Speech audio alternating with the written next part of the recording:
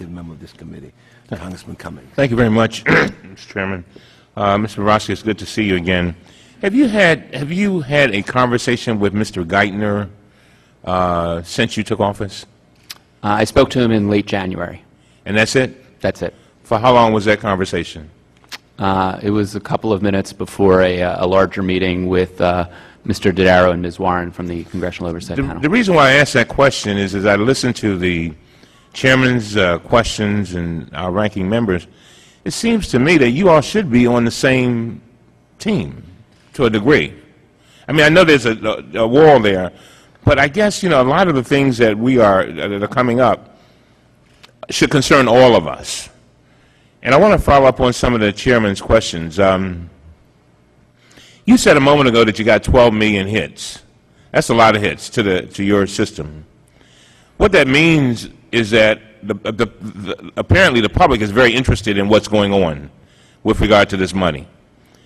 And I think the thing that concerns me is that something that you had said in the Joint Economic Committee not very long ago was your concern about the appearance of some conflicts. Do you still have those concerns?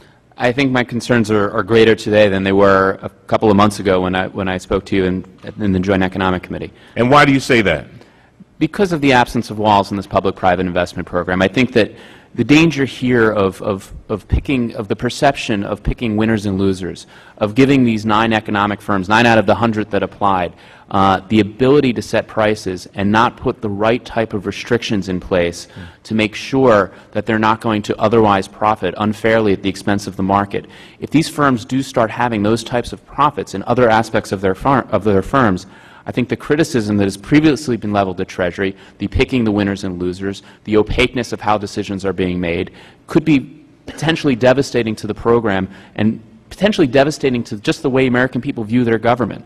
So it's a very serious concern of mine. This morning on Morning Joe, they had a fellow named McDonald who's written a book, and he used to work for Lehman Brothers, and he alleged that Mr. Paulson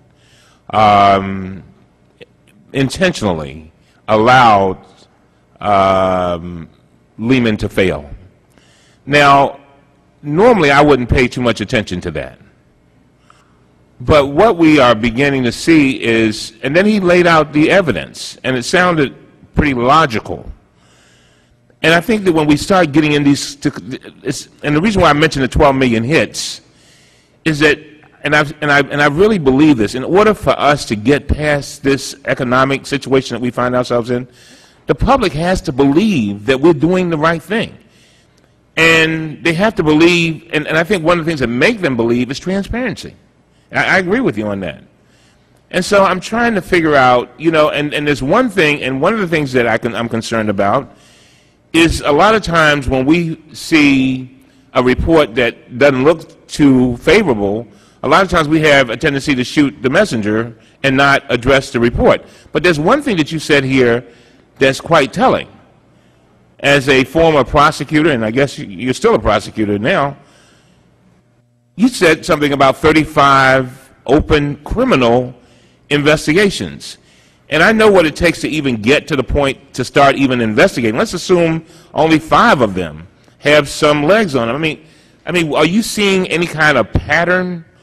And I think what my concern is that if there is a pattern, maybe this Congress needs to be doing something, and I'm trying to figure out, is there anything that we need to be doing to give you more power than what you have to accomplish the things that you have to accomplish? Because one thing is for sure, if we cannot get to a point of the American people at 12 million hits, if we can't show them that we are doing the right thing with their money, as the chairman has alluded to, we're going to have problems. I don't see how we can get past this, because the American people are not going to buy it. No, and I couldn't agree with you more, the importance of transparency for all the reasons that you stated, as well as just the fundamental fact that the taxpayers are the investors. And I think the reason why we see 12 million hits and more than 700,000 downloads of our reports is because the American people want to know what's going on in their investments. They want to understand these programs, and we serve a role basically to translate these programs from the very, very complicated descriptions that Treasury puts out, and we try to translate it into English with tutorials and explanations. So I do agree. As to your question about the criminal investigations, we haven't seen a major pattern. We have a lot of investigations related to the mortgage modification. There's a lot of scams out there, people trying to take advantage of struggling homeowners, so there's a fair number there. But the rest of the investigations really go across the board. We have some incredibly complex securities and accounting fraud investigations of banks that either have attempted to or actually applied for or received TARP funds that may have lied to the government in order to get that funding. We have cases of insider trading on inside information they may have learned about the TARP. Really, almost any type of white-collar crime you can think of, we're touching on our investigations. Really, it's what you would expect when you're putting so much money out on such a short period of time, and many instances with very few conditions. And they really do cover the board. Thank you very much. Thank you very much. I yield now to the